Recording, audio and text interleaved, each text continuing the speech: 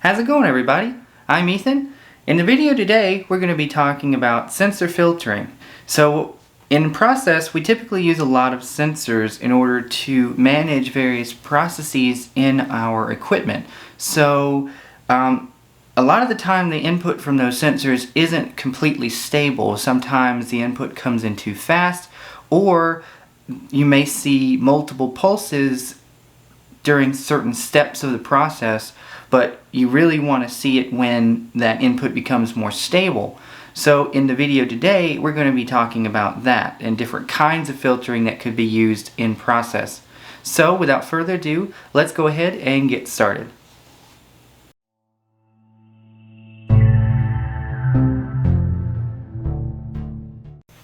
So before we get started, let's talk about the configuration that we have currently in this setup. So in previous videos, we've been talking about this rotary turntable and indexer, and that's all that's been on the assembly. But what I've done is I've created this slide assembly to allow the marbles to fall through.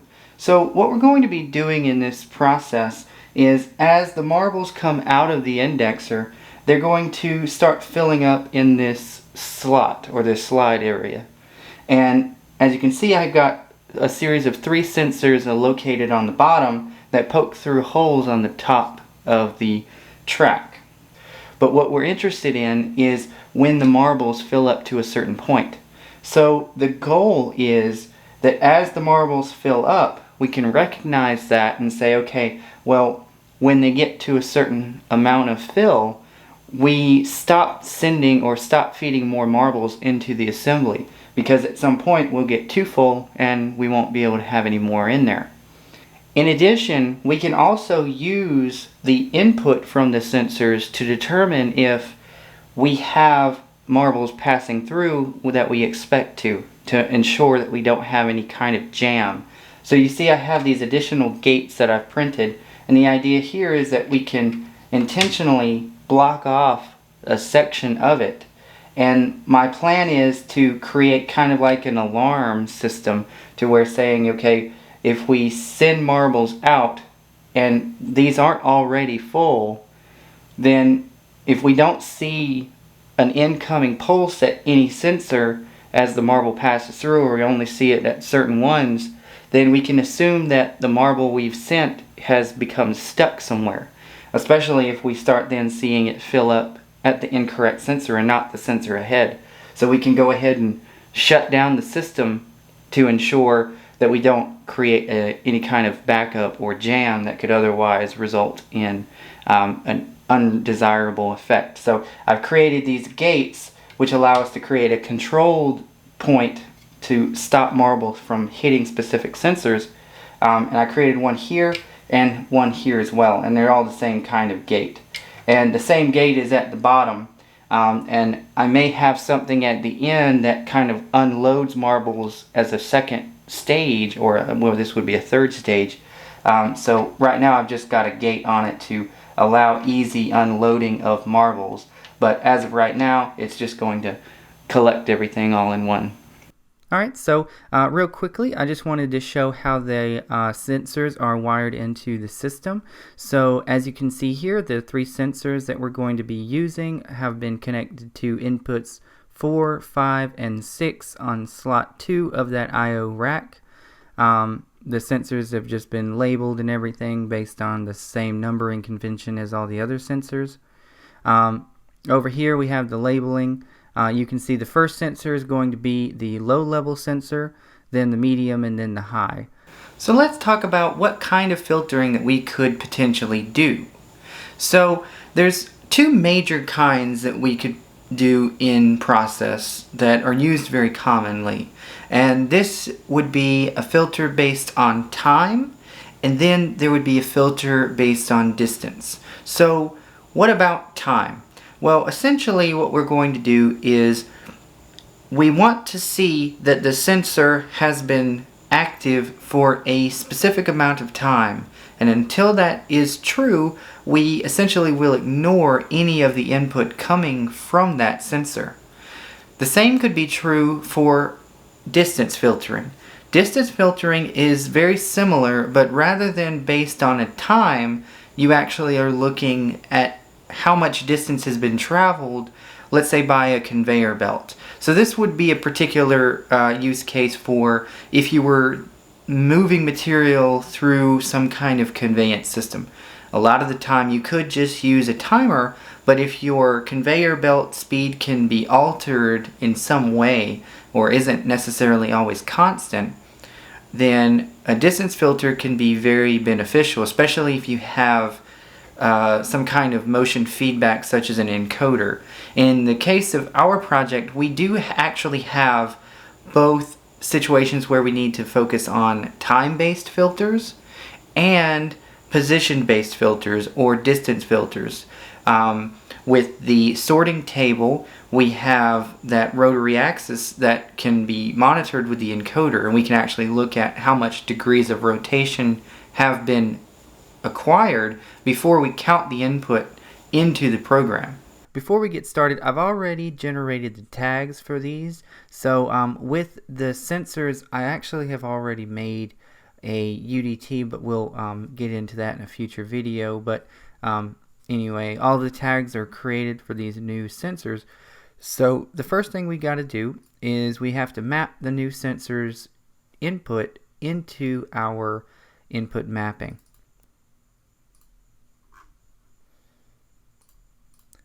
Okay, so what we have here is just our raw input. So this is just bringing it into our program from the outside physical world. So here I have a routine under an outfeed slide subprogram, and this is where we'll generate our filter logic to handle our output slide. So the first thing that we're going to use is obviously our input. So we can just take this and copy it,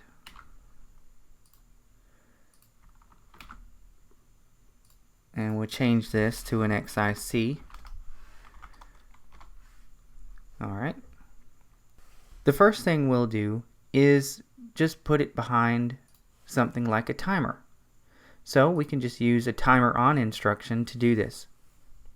So basically saying that this input has to be on for a fixed amount of time in order for its input to be counted.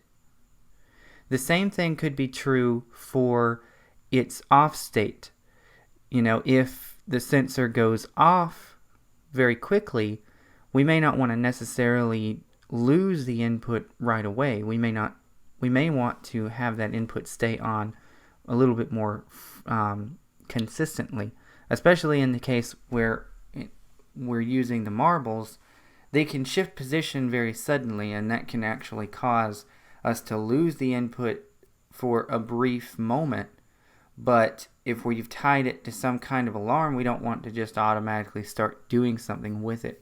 So we actually would not only look at how long the input is on, but we would also look at how long it's off before we consider that the input is actually in the off state. So we will use a timer to do our on, and same thing as a branch around for our off.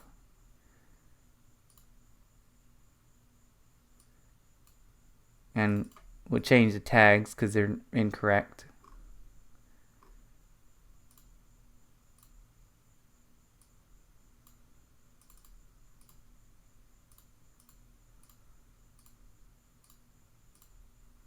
And we'll just set these to a preset value.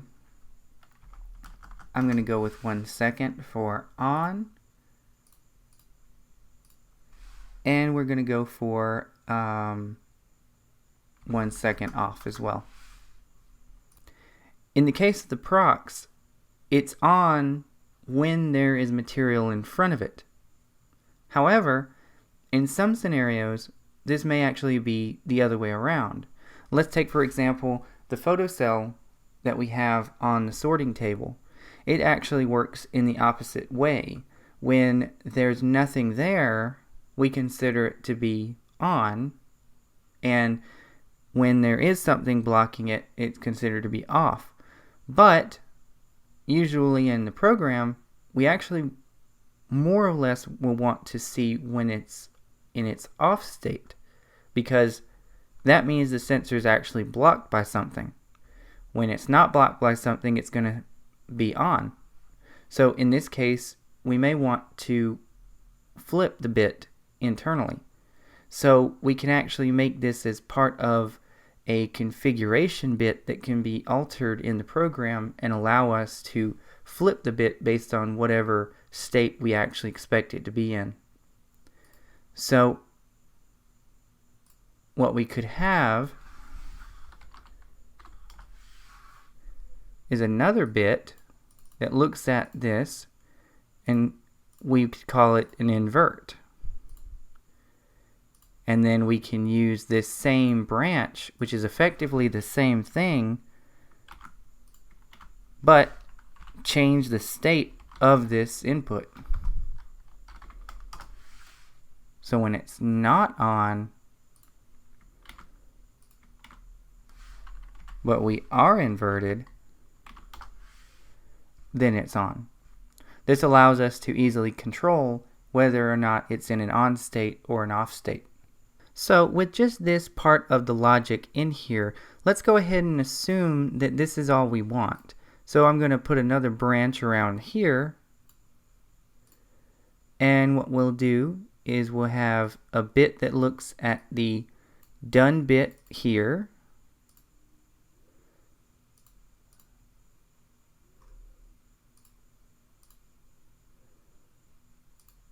and we'll now do another little branch around this and use the done bit of the off. So if I just use this filtered output, which is supposed to be our final output of the logic, then one thing we have to pay attention to is as soon as this comes on, the done bit of the off bit comes on whenever it's enabled, and it'll go off once the timer is complete. This timer will come on only after this timer is finished, or once it's reached the preset, but the off timer will be on until 1 second after the enable has gone off. So we don't necessarily want to just use this particular set of bits, because what's going to happen is we're going to wait for the on bit, but the off bit's going to essentially get around what we essentially want to say. So rather than going straight with an OTE from both the done bit of both the on and the off, the way I would prefer to do it, and the way I end up doing it, is using an OTL instruction, which is a latch bit, and only use this for the on, but then the off will use an OTU for the same bit. But we only want to wait until the done bit is no longer on. So we can instead say, instead of an XIC, we would say XIO, because we don't want to unlatch it just because the done bit's on. Because remember, the done bit will be on as long as the enable is on. But if it's not on, then we're not unlatching it. So we can latch it once the done bit for the on is on, but then until the done bit is off for the off timer, we won't unlatch it. So let's test this one out. I'm going to download this into the program, and we'll see how this works. Alright, so we've done the download of the program with this new filter.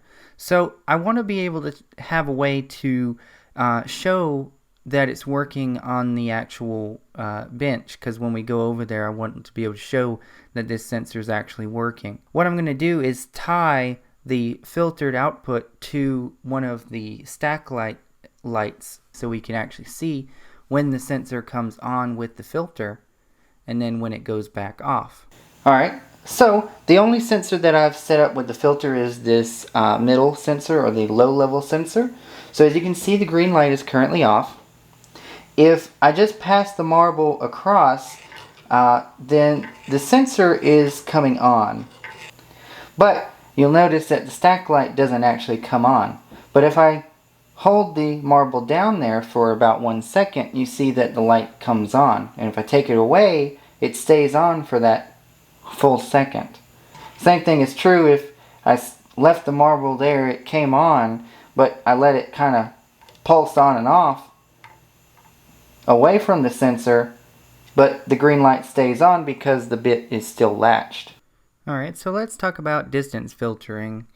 So distance filtering is essentially very similar to timer-based filtering, and very often you'll use timer-based filtering in tandem with distance filtering.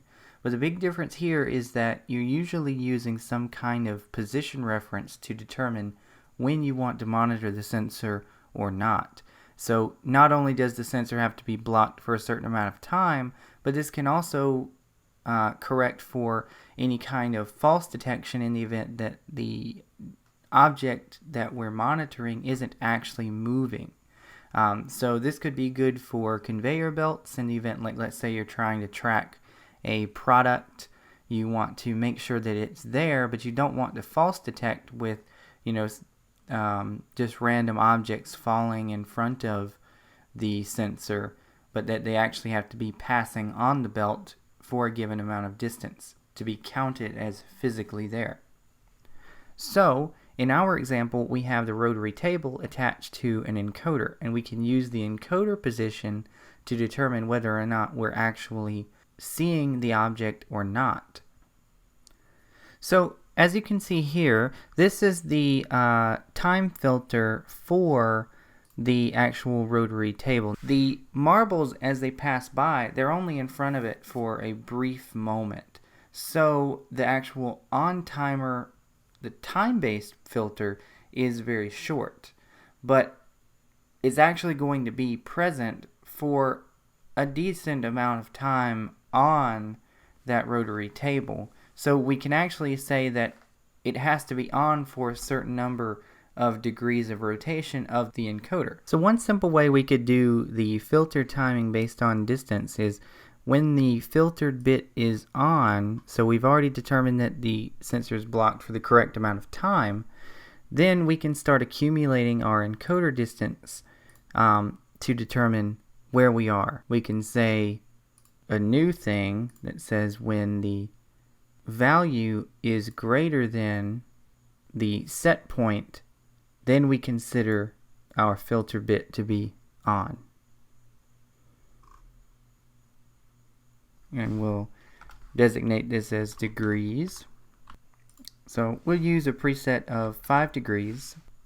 So when it's greater than 5 degrees, we will latch the bit, and we'll probably put this behind a one shot.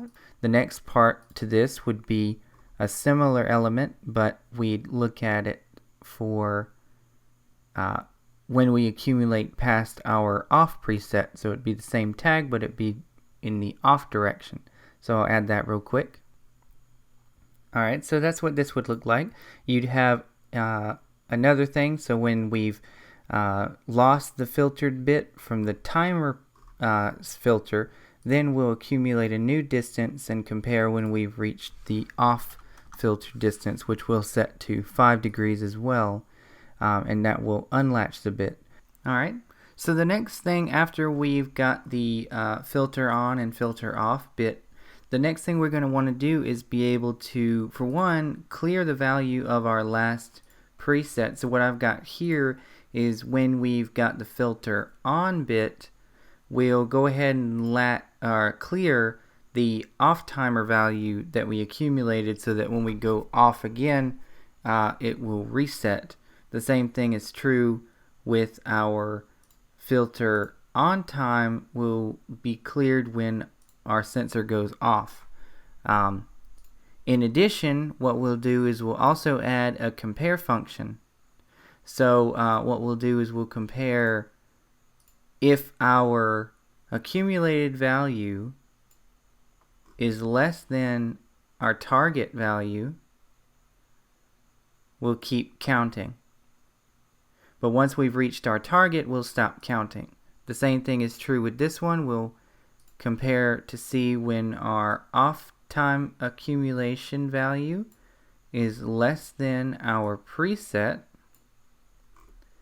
Then we will also continue to count, but once we've reached that preset, we'll stop counting, and that way we won't continue to increment the value unnecessarily into infinity. So now that we've gotten these changes in, we can go ahead and do a quick little download and see if this filter timer and filter preset for distance works like we want it to. Alright, so what I've done is I've extended the on-off time or distance where it'll stay on for 10 degrees, but I reduced the on time to 2 degrees because 5 degrees was a little bit too much. But if you look down here, you'll see the little amber light on the sensor come on. And you see it comes on, but nothing happens. Now, just so you know, I mapped it to the red light. So as you can see, the turntable's not running, but the light comes on down on the sensor, but doesn't actually do anything. However, if I start up the equipment,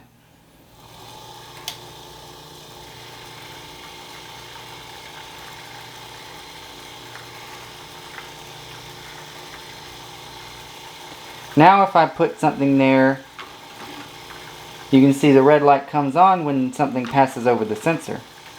So if I put something on there, you'll see the red light comes on as it passes by.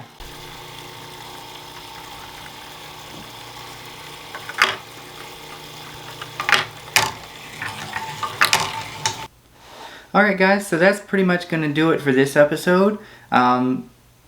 In the next episode, we're going to talk about how we can actually utilize these filters and everything for a future project or in the process that we're trying to do, where we'll do like speed control and everything based on the different inputs from that those different sensor filters.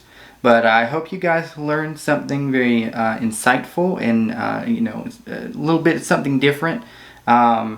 The last several videos have all been about like motor control and stuff, so I figured this would be like a nice little change of pace, talking about a different topic.